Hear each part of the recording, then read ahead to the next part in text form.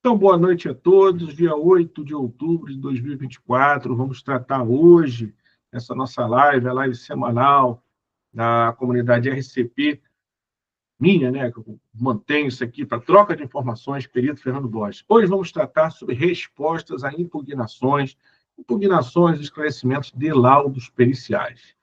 Tá bom, pessoal? Como sempre, uma sugestão que veio lá da nossa caixinha de perguntas, que eu, sinceramente, recomendo que vocês sugiram, porque sugerindo está surgindo muita coisa legal, está surgindo muito material bacana para a gente continuar trabalhando. Deixa eu me organizar aqui em relação ao... Acho que voltou.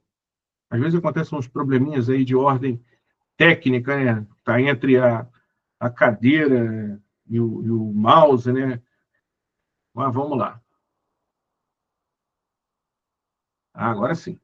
Então, pessoal, o que a gente vai tratar hoje é esse tema: estratégias e técnicas, né, com o uso da IA para responder impugnações de laudos periciais. Beleza, pessoal? Vamos também dar um exemplozinho, queria passar isso com vocês, queria dividir isso com vocês, exemplozinho de como é que a gente pode usar o GPT para isso. Já não é novidade para ninguém, estou utilizando o GPT, testando, né, principalmente, essa utilização em vários aspectos da perícia. Aí vocês vão ver mais ou menos o que eu estou fazendo, e aí vocês me dizem se está legal ou não, se serve para o trabalho de vocês ou não. A critério de vocês, tá? Perfeito? Fernando, tu Então, já usou o Copilot da Microsoft? sinceramente, não. Eu já usei o GPT e o Gemini. O São os que Gemini, eu... eu acho que ainda está desenvolvendo. Tipo assim, eu gosto mais de usar o Copilot. O Copilot, eu acho que ele está mais desenvolvido. Ele pega, como você disse, assim, ele me dá as fontes mais confiáveis, entendeu? Eu Certo. faço comparação entre os três e eu estou gostando mais do Copilot. Eu uso os três, né? Eu estou com uma expectativa muito boa com o Gemini. Porque a história do Gemini, né, assim, que não tem muito a ver com o que a gente vai falar aqui hoje, mas o Gemini é o seguinte: o Gemini ele é a evolução do Bard. E o que foi o Bard? O Bard foi a resposta do Google, empresa gigante, né, em relação ao surgimento do ChatGPT. Então, se colocar no ChatGPT, o Google não podia ficar sem nada, e colocaram o Bard, mas o Bard era um improviso. E continuaram desenvolvendo o projeto que era o Gemini. O Gemini veio, como todos os produtos do Google, né, tudo que a gente conhece do Google, a gente, por exemplo, agora está no Meet, numa pegada de ser líder do mercado. Então, certamente ele está sendo desenvolvido ainda e tem tudo para, pelo tipo de investimento, pelo tipo de pesquisa, pelo tipo de divulgação, tem tudo para ganhar o mercado aí. Então, por isso eu não paro de acompanhar, de tentar entender mais o Gemini, porque eu percebo que é algo que está vindo grande. Mas, obviamente, a Microsoft não ia deixar barato também, né? Então, isso que eu estou dizendo, por isso que eu acompanho os três. Microsoft. Eu tenho usado mais esses dois, né? Que o tempo que eu tenho priorizado esses dois.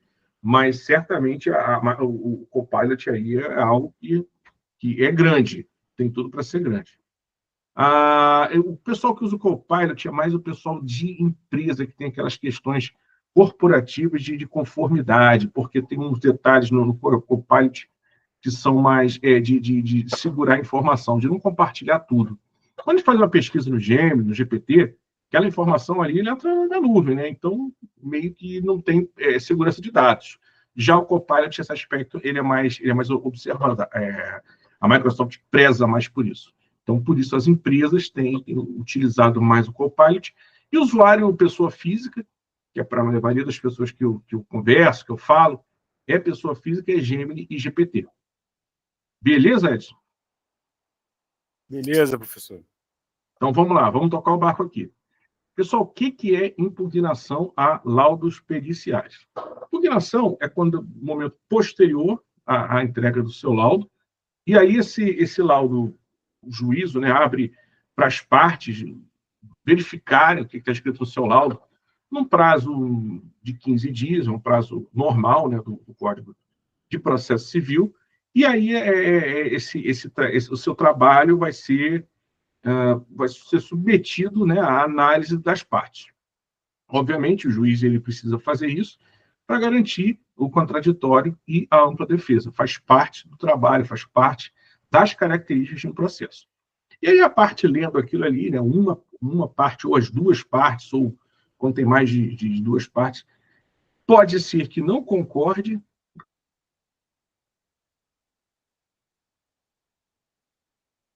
parte para a pedido de esclarecimento.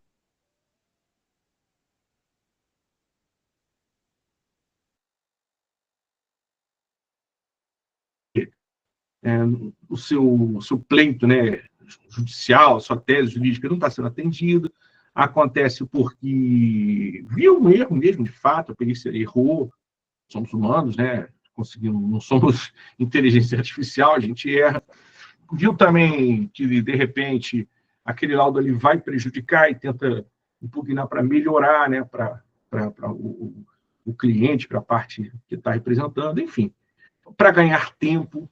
Nitidamente você percebe pelo tipo de argumentação que às vezes o trabalho é feito somente para isso, para ganhar tempo. Então, motivos são vários, tá? Então, o que a gente tem que lembrar? Impugnação é posterior ao laudo e essas impugnações surgem por diversos motivos, num prazo de 15 dias. O que a gente vai tratar aqui hoje? Quais são a gente vai tratar aqui nessa live? Técnicas para você estruturar respostas a essas impugnações, tá?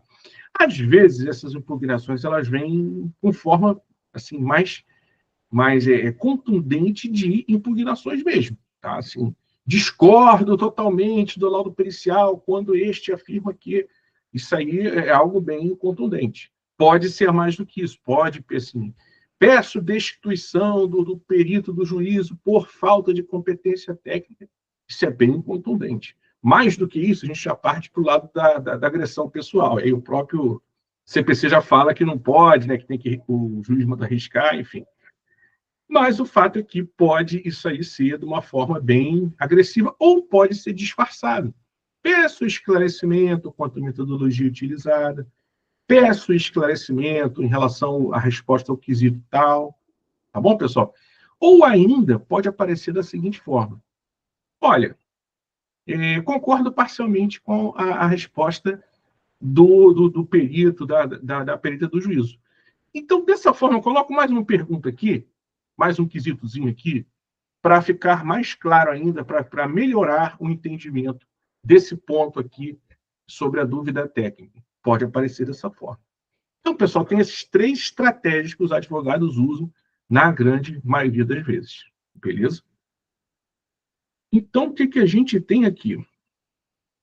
O perito, após a juntada na parte, né, essa não concordância, ou mesmo discordância desse aspecto do laudo pericial, ele tem um prazo dado pelo juízo, que normalmente também é de 15 dias, para se manifestar sobre essa parte da impugnação. Isso tem que ser feito da forma que foi feito o laudo, igualzinho, tá? A característica é exatamente igual.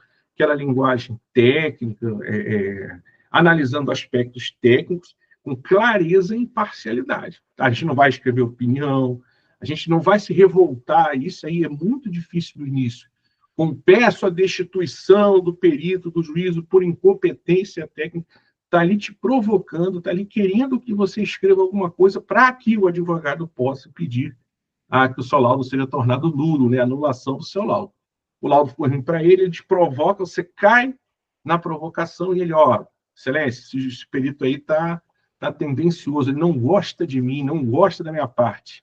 Então, peço o impedimento, peço a suspeição desse perito, dessa perita. Então, pessoal, cuidado, lembrando como é que a gente escreve no processo. Sempre daquela forma respeitosa, daquela forma técnica, antes de tudo, e imparcial, principalmente imparcial. Beleza? Desafios, divergências de cálculo. Esse aí talvez seja o campeão de audiência. A parte quer fazer o cálculo de um jeito, não contratou assistente técnico, e é aquilo que eu repito sempre para vocês. Perito é auxiliar da justiça. Perito não é assistente técnico, não está trabalhando para o advogado. O cliente, né, assim, entre aspas, do perito é o juiz, o juízo. tá? Então, o advogado coloca lá aquele quesito copiado do outro processo, aquele quesito da cabeça dele, da cabeça dela, sobre o que ele acredita ser o correto, usando palavras lá que ele entende que são corretas, e quer que você desenvolva aquela simulação, aquela hipótese. Perícia, eu recomendo, eu trabalho dessa forma, recomendo a quem me pergunta, não atenda hipóteses. O que você vai fazer no seu trabalho? Ou seja, financeiro ou contábil, que são as áreas que eu atuo. Ou o que está contratado, ou o que está determinado pelo juízo. Ponto. Simples assim. Beleza? Não fiz dessa forma que o advogado quer, ele vai te impugnar. Provavelmente ele vai te impugnar. Tá? Inconsistência de dados. Aquele extrato borrado, né? Aquele negócio fora de ordem, muito comum aparecer. A gente vai fazer aqueles processos antigos do sistema financeiro da habitação, quem fez a digitalização, né? Entre aspas, digitalização, porque aquilo ali é horrível, né? Aquilo ali é uma Xerox mal feita, que entrou numa máquina de PDF, torto, né? Fora de foco, aí chamam de digitalização, que fez aquilo ali. Não dá para ler direito, e você digita algum dado ali equivocado, alguma coisa, a Caixa Econômica, né? O banco financiador tem os dados, né? Não coloca no processo, mas tem a guarda dos dados, mas o perito não sabe, o perito tem falha técnica no sua... Ou então também um outro que eles usam, que eu vi utilizar, é metodologia própria.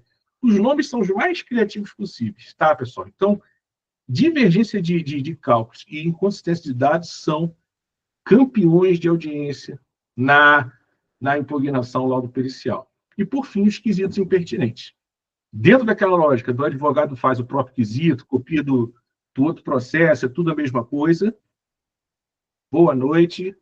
Dentro dessa lógica, aparecem os quesitos impertinentes, que pede para a perícia se manifestar sobre mérito, que pede para a perícia dar opinião, uma série de fatores que só geram problemas, só geram problemas no laudo pericial e não se conforma que você colocar um quesito de mérito, você prejudicou a resposta porque foge ao objeto da perícia, e aí força uma situação para que você novamente tenha que se manifestar sobre aquele quesito ali impertinente, tá? Fora do objeto da perícia, alguma coisa assim nesse sentido. Então, esses são os motivos ali que sempre estão aparecendo para a perícia se manifestar.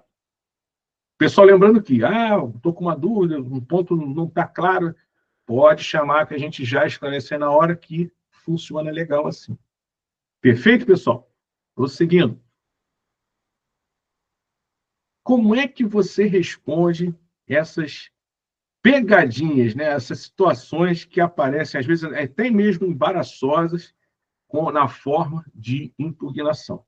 Primeiro, vamos lembrar do laudo, aquela conversa que a gente já teve sobre laudo. Laudo, a gente usa a linguagem simples, aquela construção das mais simples da língua portuguesa: sujeito, verbo, predicado.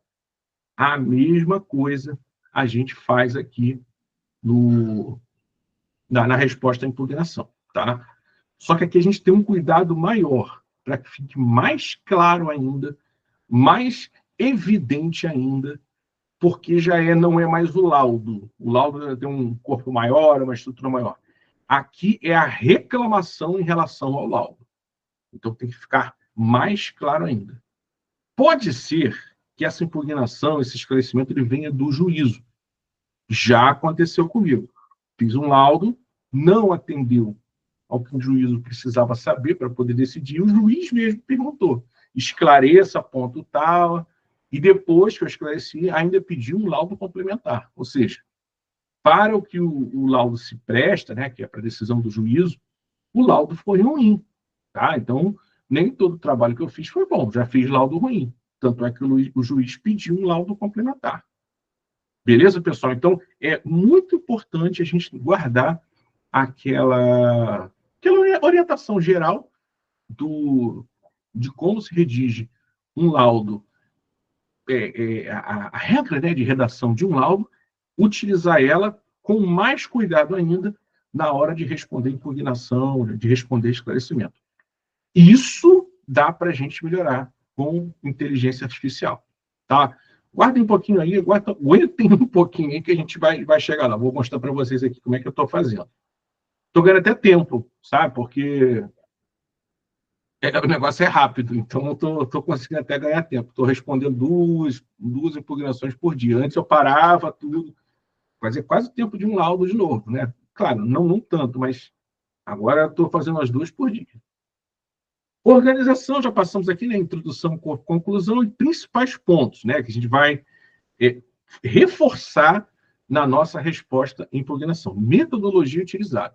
Além de ser, né, uma das obrigações da perícia, fazer constar no laudo, lá de acordo com o 473 do CPC, o método utilizado e ser predominante entre os especialistas da área.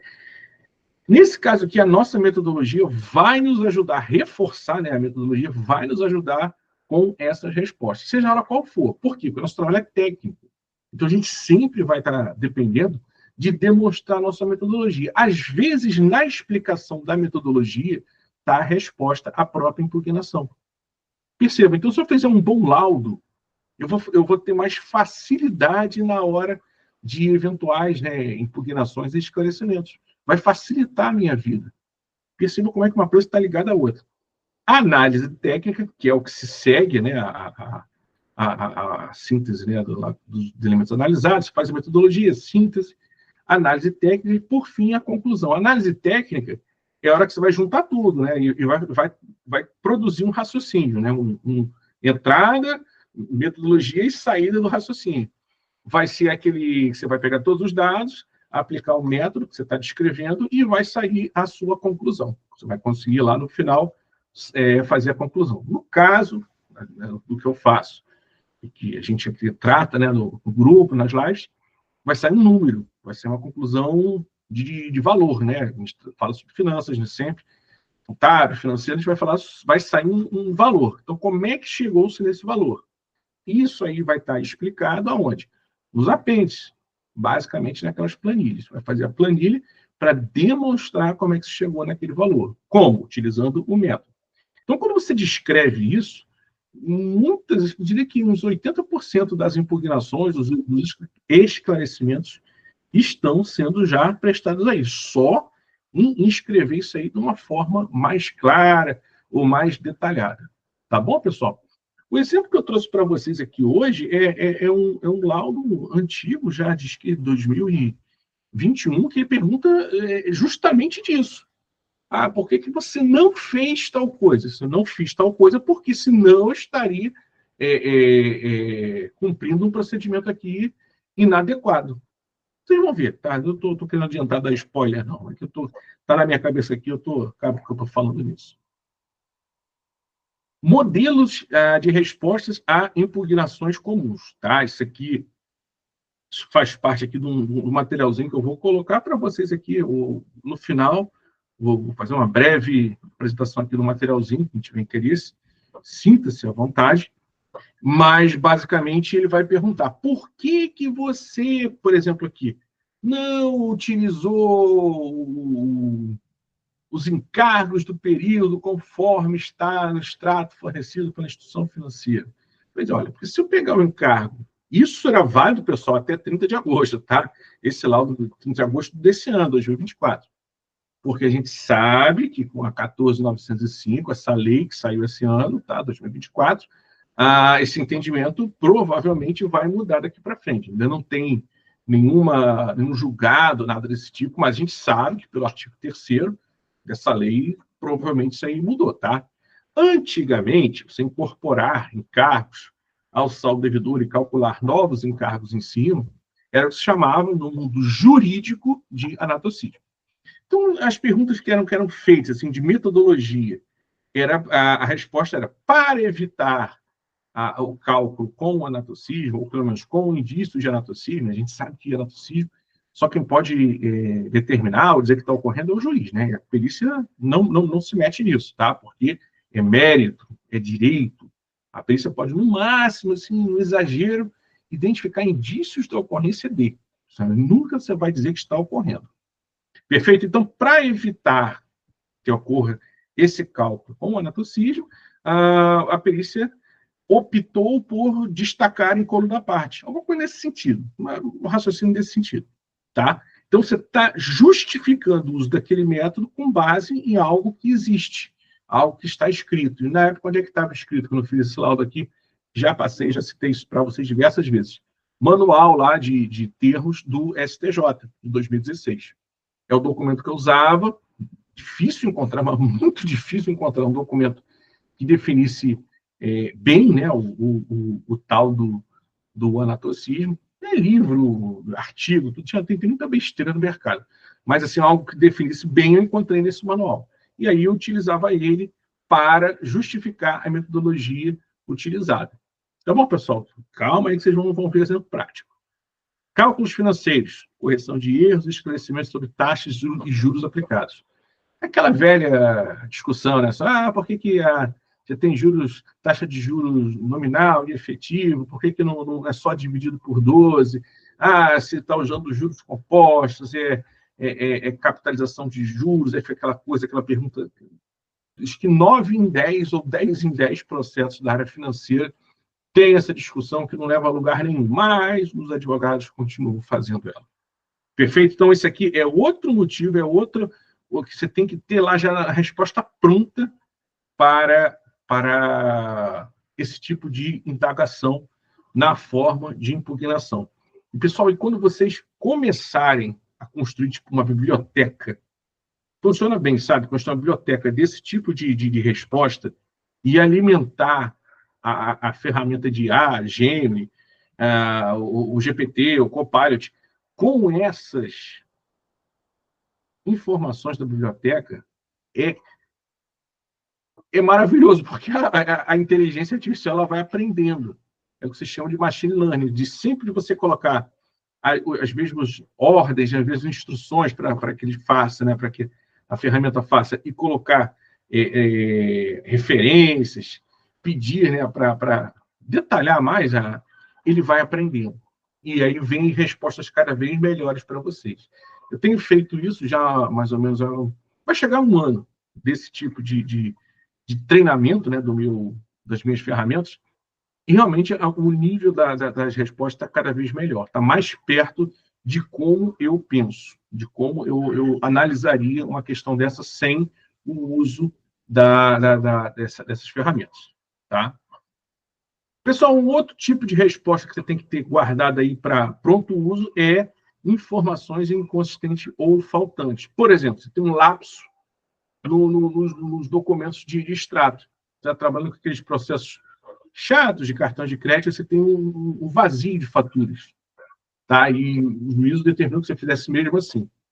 Aí a parte vem impugnando, mas como você está dando opinião técnica, está faltando faturas. O juízo determinou e é possível inferir através aqui. Aí você dá o seu jeito para explicar como é que foi a metodologia utilizada. Tá? Mas é importante ter isso aí para pronto uso. De tanto fazer, você começa a ter essa biblioteca. É meio que uma biblioteca involuntária. Perfeito, pessoal? Então, o que nós temos aqui? Um exemplo aqui de um... Não sei se vai dar para ver. A intenção é que ficasse claro aqui, mas vai ficar pequenininho. O que eu tenho aqui? Eu cortei, né, de um PDF, um exemplo de uma resposta a uma impugnação aqui que eu respondi. Como é que foi? Como é que começa, né? O embargado apresentou impugnação ao laudo pericial nas folhas 25, 425 e 426. Aí ele botou duas razões aqui, né? Quando verificamos demonstrativo, é isso que eu estava comentando com vocês. Por que não incorporou os encargos ao saldo devedor? Desta forma, torna-se impossível admitir que simulações, enfim. Esclarecimentos. Isso aqui eu fiz sem... A época não existia ainda, tá? Inteligência artificial. Mas na época eu escrevi dessa forma. Incluir no saldo devedor encargos vencidos e não pagos resulta em uma base de cálculo com valores tendo efeito e incidência de juros sobre juros vencidos, que é uma hipótese da ocorrência de anatocismo, cuja determinação é privativa do juízo. A perícia optou tecnicamente por não incorporar esses valores ao saldo devedor. E botei logo embaixo uma conclusão. A perícia mantém o laudo pericial contábil em sua totalidade. Poderia ter sido melhor. Tá? Isso aqui poderia ter sido mais bem escrito, esse esclarecimento. Aqui temos 5 linhas, né, que eu escrevi, mas hoje, mais experiência, eu vejo que isso aqui poderia ter sido feito de uma forma melhor. Tá? Então, como é que funciona essa estrutura? Você coloca ali, primeiro, a impugnação, cita onde está a impugnação dentro do processo, ou o número de folha, ou o evento, se estiver trabalhando com PJE, cita aquele ali onde está, né, se identifica espacialmente para quem for fazer esse trabalho, principalmente o juiz, né, onde é que aquilo ali está. Depois, se for o caso, se for em relação a quesito, você repete o quesito, a resposta que foi dada, e, por fim, você escreve esclarecimento. Aí eu escolhe, coloca um negrito, coloca um itálico, alguma coisa que dê destaque, para ficar bem claro que aquilo ali está sendo escrito depois na forma de esclarecimento. E esclarece, né? Conta a história, defende por que foi feito aquilo, ou não. Você verificou que não, errei feio. Fiz aqui 10 mais 10 e eu não botei 20, eu botei 25. Aí você precisa, né, corrigir aquilo ali, né? Faz parte a humildade de escrever. Assiste razão à parte que está reclamando, né? Pode ser autor, réu, embargante, embargado, enfim, qualquer uma das partes, dependendo. Assiste razão, e aí você muda a sua conclusão, principalmente a análise técnica e conclusão do seu laudo. Aí é que nesse ponto onde está a conclusão, a perícia mantém o laudo pericial? Não. A perícia modifica o laudo pericial e se escreve tudo de novo. Ali não o laudo todo, não. A parte da análise e conclusão pericial. Que, no fim, é isso aí que importa, tanto para as partes quanto para o juízo. Ficou claro, pessoal? Vai fazendo uma sequência. Coloca lá esclarecimento, o ponto que o esclarecimento se refere, escreve esclarecimento e aí faz. Ou mantém, você ratifica, ou você muda. Não, está errado. Retifica. E aí muda, se for o caso de mudar, muda a análise pericial e a parte do... Muda a análise pericial e a parte da conclusão. Só isso. Não precisa ir além. Beleza? Talvez seja aqui o ponto chave da nossa live. Como é que a gente faz isso? Vamos além. Uso das ferramentas de IA no processo de resposta. Aqui, eu estava conversando aqui antes da gente começar a live com o Edson, ele estava falando sobre o Copilot. Edson, eu botei aqui especificamente o GPT, porque é o que talvez seja a mais popular das IAs, né? Muita gente usa o GPT. Muita gente usa a versão gratuita do GPT. Tá? Eu também uso também. Eu comparo as três, eu vou fazendo a mesma pergunta para as três e vejo o que volta. Entendeu?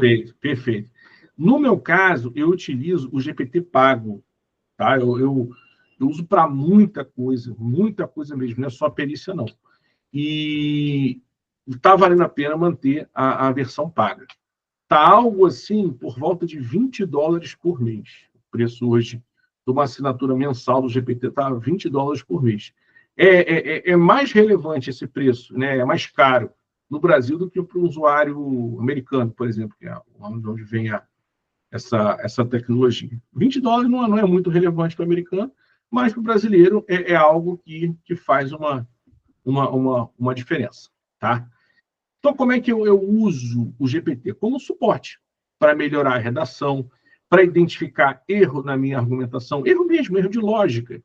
Sabe aquele negócio de escrever sequências lógicas? Se, então, se e somente se, e ou. São aspectos que eu tenho que escrever para melhorar a minha argumentação. O GPT é ótimo, é uma ferramenta excelente para isso. Por quê? Porque é uma máquina pensando. Não dá nem para dizer pensando, né? A máquina produzindo respostas para esse tipo de demanda. Então, o que eu ajudo a fundamentar com base nessas normas, né, e diretrizes que eu já venho alimentando essa versão paga. Então, toda vez que eu entro, coloco lá alguma coisinha, entrei agora para mostrar aqui para vocês, vai alimentar lá o banco de dados dele, lá o Machine Learning, né? Machine Learning, é um termo em inglês, que é justamente isso. Você vai dando prompt. Prompt é o quê? Aquele comando que você dá para o GPT para ele melhorar a escrita da sua resposta à impugnação, e aí ele vai guardando aquela informação. Diz, esse usuário aqui gosta de escrever isso. Esse usuário aqui diz que o 473 metodologia tem que estar melhor definido, melhor explicado do que os outros pontos lá dos requisitos do laudo, para que me ajude depois na resposta de impugnação. Então, ele vai guardando as características daquele usuário. Perfeito? Isso aí é sensacional. E aqui tem até um ponto que eu coloquei, né? Treinamento da ferramenta de IA. Não é só isso, obviamente, é um conceito bem mais aprofundado do que isso, mas, basicamente, a cada prompt que você dá, a cada documento que você insere, a cada sugestão de melhoria que você dá para a resposta do próprio GPT, ele vai aprendendo com você. Tá? Isso é sensacional. Isso aí também é permanente. O GPT também ajuda nessa parte de identificar inconsistências em cálculos e dados. Por exemplo, vazio de informações, um período sem informações, erro mesmo de cálculo matemático. Se de repente errou uma fórmula do Excel, coloca ali a planilha em Excel e faz uma análise. É sensacional. Ele entende o Excel, tá, pessoal? Aquelas fórmulas, aquela planilha ali, o GPT entende. E ainda, se você utilizar o GPT integrado, o pessoal que está utilizando o Gemini, com o seu Drive. Antigamente o pessoal usava muito pendrive, agora está usando muito direto no Drive. Drive mesmo do Google. Dá para integrar e pedir para o GPT fazer esse tipo de análise com trabalhos antigos, já feitos. Perfeito? Mas temos aqui essa parte da metodologia. Tá bom? Pessoal, estamos falando aqui, já passamos aqui, né, pela metodologia. Estou falando aqui, mas gostaria de mostrar para vocês, passamos aqui do Machine Learning, mostrar para vocês o uso mesmo. Então, vamos, sem mais delongas, mostrar aqui, ver se já foi. Isso aqui é um esclarecimento a um pedido. Esse aqui foi um pedido de esclarecimento disfarçado. Aliás, foi uma impugnação disfarçada de pedido de esclarecimento. Acabei de mostrar para vocês ali, aquele trecho, tá? Aquele trecho ali, é esse trecho aqui do meio. Fala folha 195, 197, aí eu faço o meu esclarecimento e mantenho o laudo na sua totalidade. Perfeito? Vou dizer que eu fiz esse trabalho, produzi esse trabalho, e pensei assim, poxa, 5 linhas. Se eu mandar isso dessa forma, provavelmente o advogado vai me impugnar de novo, vai pedir esclarecimento de novo, e eu vou continuar fazendo esse trabalho, trabalho chato, gratuito, não sou remunerado por isso, e isso vai ficar indo e vindo. Vale a pena ficar nessa? Ou vamos tentar melhorar e ir embora isso aqui não voltar nunca mais? Dá para a gente fazer isso. Vamos lá no ChatGPT, pessoal? Deixa eu parar aqui. Ver se eu acerto aqui. ChatGPT. Estava aberto aqui. Se eu acertei, está indo agora. Tá no GPT, tá? Pessoal, uso aqui, vejam aqui no cantinho superior esquerdo, né? A versão paga, de 4O, acho que é 4 Omni, né? E tem a minha fotinho aqui no canto direito. Então, o que eu vou fazer? Primeira coisa que eu vou fazer com o GPT, considere, eu tenho dado, né, eu tenho essa característica de dar este prompt, assim, apenas considere. Quando eu quero que o GPT não faça nada, ele só leia e entenda o documento. Então, eu vou fazer isso aqui agora. Mas isso aqui é porque eu venho fazendo dessa forma. Então, o GPT ele já entendeu que eu trabalho assim, que eu gosto assim. Tá? É o tal do Machine Learning. Apenas considere. 2 pontos. E eu vou colocar aqui o esclarecimento em PDF, tá, pessoal? Em PDF. Jogo o PDF do jeito que eu queria mandar. Eu ia mandar agora. Só faltava assinar e botar lá no...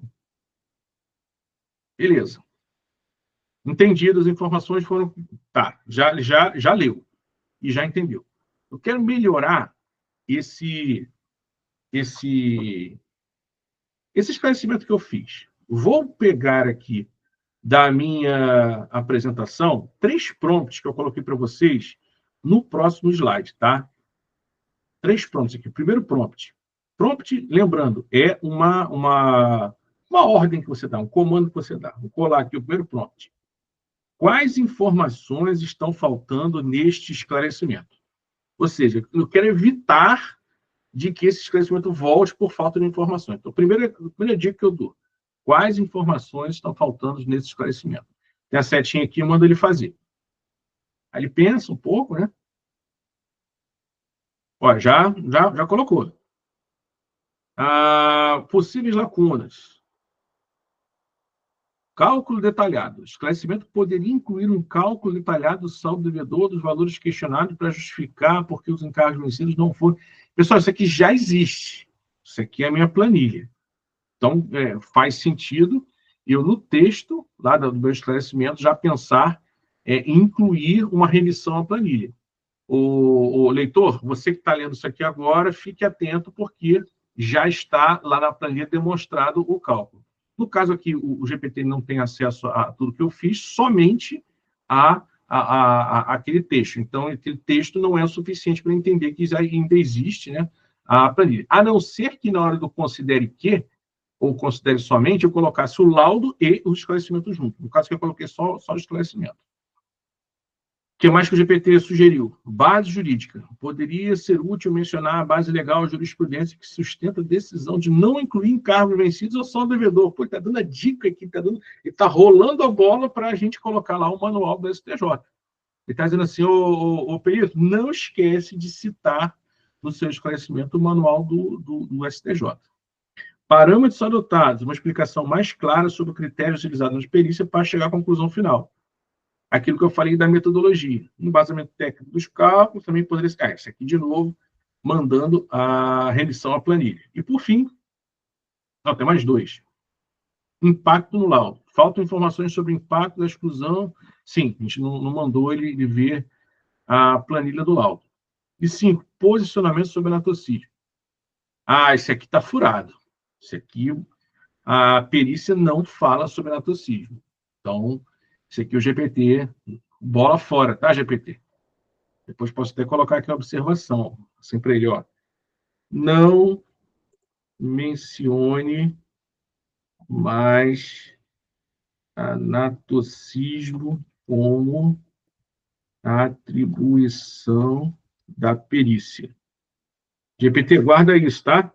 É simples, pessoal, faz uma conversa que você está tendo. Aí ele já aqui, ó, botou memória atualizada. Não mais mencionaria o anatocismo com atribuição da perícia. Isso aqui, ele guardou, tá, pessoal? Guardou isso aqui. Isso aí é para sempre agora. De novo. Outro prompt que eu vou colocar aqui. Não, essa aqui eu não vou colocar porque é sobre cálculo. E o próximo? Esse aqui é bom. Como posso melhorar... Vou falar aqui para vocês. Como posso melhorar a clareza e organização deste esclarecimento? O que o GPT ele vai sugerir aqui? Para melhorar a clareza e a organização, considere as seguintes sugestões. Estruturar a resposta em tópicos. Mais ou menos que a gente fez isso, né? Quando colocou lá a impugnação, depois do esclarecimento embaixo.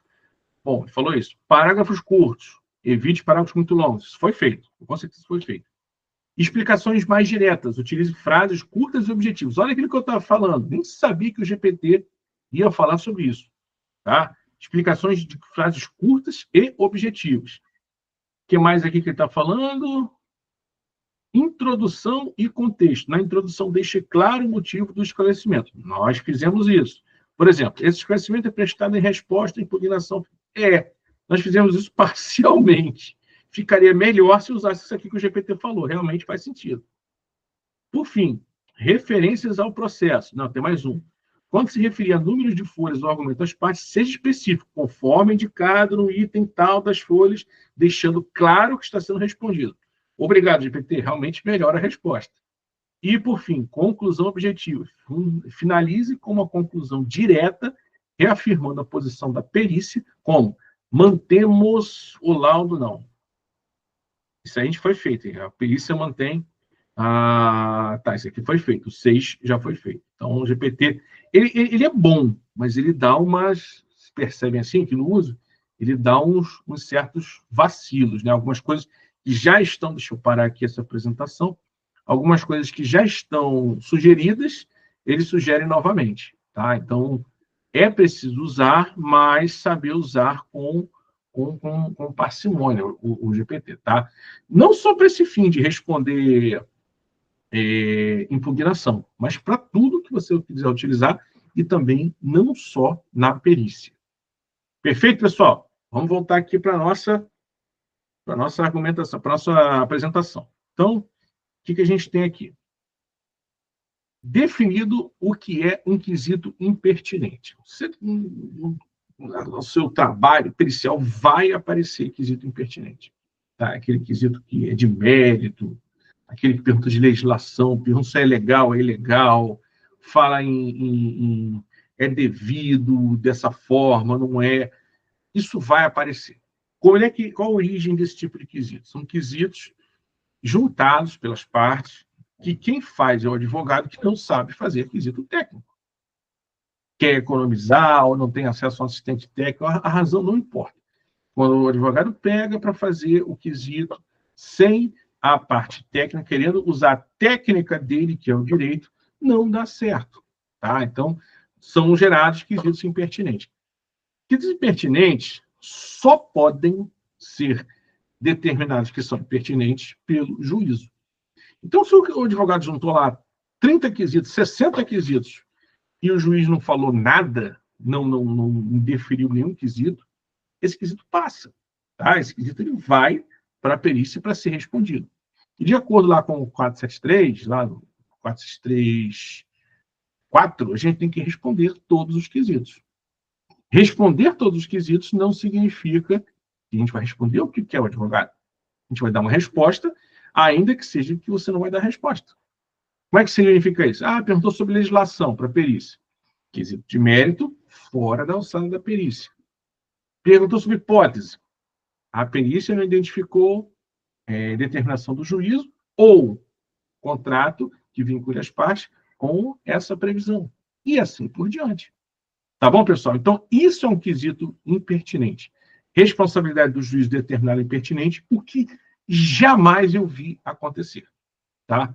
Jamais eu vi acontecer. Cheguei a ser nomeado num processo com 964 quesitos, Justiça Federal, cujo objeto era uma ação de improbidade administrativa. Então, qual foi a estratégia usada pelo advogado? Ora, improbidade administrativa só cabe contra pessoas com foro privilegiado, leis, políticos. Então, a estratégia usada pelo advogado foi: vou juntar 964 quesitos para que não encontre um perito para fazer.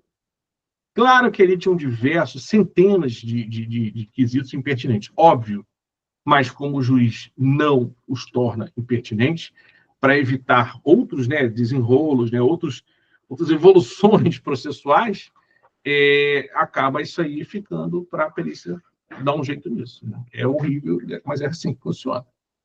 Então, você tem que focar sempre na relevância técnica, nos aspectos técnicos na hora de responder quesitos. Quesitos impertinentes não têm discussão técnica. Tá? Ou são baseados em simulações, em hipóteses, algo fora do objeto da perícia. E ainda assim, pessoal, às vezes vem aqueles quesitos disfarçados de esclarecimentos que, na verdade, não são perguntas novas. É a orientação que eu dou para todo mundo que me pergunta sobre isso. Quesitos novos, fora do contexto, fora do momento de juntar quesitos, que é quando? É lá no início, quando tem a nomeação do perito, que a parte tem um tempo lá para apresentar quesitos e indicar assistente técnico. Lembram lá do CPC? Lá no iníciozinho. E aí, nesse momento, é hora de juntar quesitos. Não juntou ali, juntar quesitos depois vai ensejar que você cobre honorários proporcionais daqueles quesitos.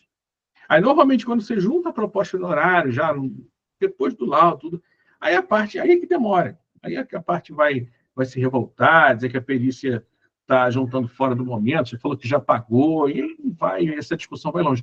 Mas o fato é que Se juntar assunto diferente depois do laudo, depois de você já ter feito o trabalho, você pode sim cobrar honorários complementares, perfeito? E é uma excelente maneira para que os advogados desistam daquele trecho ali, daquele pedaço, juntando ali de novas perguntas, tá? É uma excelente estratégia. Ninguém quer pagar mais, quer pagar para ver, mas não quer pagar para responder novos quesitos. Beleza, pessoal? Todo mundo caladão, todo mundo tranquilo. Tudo bem, Jorge? Fechado? Então, vamos lá. Passamos aqui com vocês sobre com algumas limitações técnicas, né, inerentes à atividade da perícia, falta de dados e informações incompletas, como responder sem comprometer a análise técnica, aquela questão lá dos dados incompletos, faltando fatura, o extrato borrado, demonstração contábil, você vê ali que nitidamente tem algum problema, não tem uma assinatura do responsável, não tem uma assinatura do administrador daquela entidade. Complicado. Você tem que trabalhar com o que tem, às vezes. Você tem um ano só uma demonstração, no outro você tem 3, aí você tem um lapso, é horrível. Mas, às vezes, não tem jeito. Você tem que trabalhar com o que tem. Por quê? Porque o juiz mandou. Você solicita, você vai tudo, mas não é o suficiente. E aqueles prompts, né, que eu sugeri para vocês, para a gente melhorar a nossa resposta. Né? Aqueles 3 exemplos de prompt ali. Não usamos o segundo prompt, que é no caso dos cálculos, porque naquele caso ali só tinha texto. Não tinha cálculo algum, mas funciona muito bem. Ainda mais se estiver usando a versão paga. Tá? Copilot, o colega falou do Copilot aqui, eu ainda não experimentei colocar PDF. Funciona bem colocar o PDF direto no Copilot? Eu nunca testei não, tá, Fernando? Tá. Normalmente eu uso o prompt e mando as perguntas lá. Então, Tá. assim, e vou desenvolvendo, tá, as perguntas. Mas esse negócio do Excel, tá, até a fórmula, você bota a fórmula, ele te corrige, cadeia de if, ele aceita, assim, olha, essa cadeia de if, tá, que eu já usei para outros trabalhos fora da perícia, tá, ele vai te, não, usa essa aqui assim, usa essa função, tá, ele vai te dando dicas para você melhorar, tá, o seu entendimento da ferramenta que você está usando. Disso aí não tem a menor dúvida, eu já testei, inclusive lá quem vai no meu Instagram tem uma instrução de como produzir uma price só com um PDF. A gente coloca lá o PDF e ele já transforma numa price em Excel. Aquilo ali, para mim, é mágica. Não, é excelente. Mágica. Excelente. Mas é isso aí. Então, pessoal, esses prompts aqui eu deixo aqui de quem pegar lá no YouTube depois. Usem à vontade, isso aqui é bacana. Cada dia que você faz, você aprende uma coisa nova, tá? E você consegue melhorar o seu trabalho, a qualidade técnica e, principalmente, você ganha tempo. Então, pessoal, a importância de uma resposta técnica bem fundamentada, com credibilidade e impacto no processo judicial. É fundamental você reforçar a sua posição enquanto perito, para você não perder aquele status, né, de expert, aquele status de pessoa de confiança do juízo. Perfeito? Então, caprichou no laudo, capricha um pouquinho mais lá na resposta às impugnações. É a prova real do quanto vale o seu trabalho. Perfeito? E como é que você pode potencializar isso? Você pode evitar riscos e potencializar esse trabalho usando as ferramentas de IA. As ferramentas de IA estão aí, já são uma realidade. Na verdade, na perícia, nós estamos atrasados. Infelizmente, é isso. Tá? Outras profissões, outras atividades, o pessoal já está usando há mais tempo, com muito mais aplicações, e de quem é engatinhando, tentando melhorar texto e fazendo planilha de Excel. Aí o pessoal já está produzindo muita coisa, muito melhor, em pouquíssimo tempo, e aqui a gente engatinhando. Mas é melhor começar atrasado do que nunca começar. Então, por isso que eu trago esses assuntos para vocês, tá? À vontade, cada um teste a ferramenta que mais gostar. Eu tenho testado duas, o colega tem testado outra, tem também Azure, tem Copilot, tem uma infinidade de inteligências artificiais. E a tendência é que cresça nos próximos anos. Depois, assim como outras coisas que a gente observa na vida, concentre-se em 5, 6 e seja suficiente para entrar numa época de normalidade. É o ciclo normal das tecnologias. Passamos por isso em vários, passamos pelos computadores, pelos celulares, passamos pela música, sempre assim. Surge uma ou duas, e depois surge uma infinidade, depois concentra em 5 ou 6 e entra numa espécie de normalidade. Beleza, pessoal? Tranquilo? Dado que a gente ia tratar é isso, e que eu falei para vocês que eu estava preparando, o material que eu estou preparando, com entrega para sábado, a entrega final vai estar 100% pronto no sábado, é isso aqui, esse cursinho rápido, naquela característica que eu trago para vocês, sempre coisas rápidas, né? Assim, assuntos rápidos, porque eu acredito que as pessoas não têm muito tempo, a vida está muito corrida, então, às vezes, é necessário você ser breve, né, na maioria do tempo.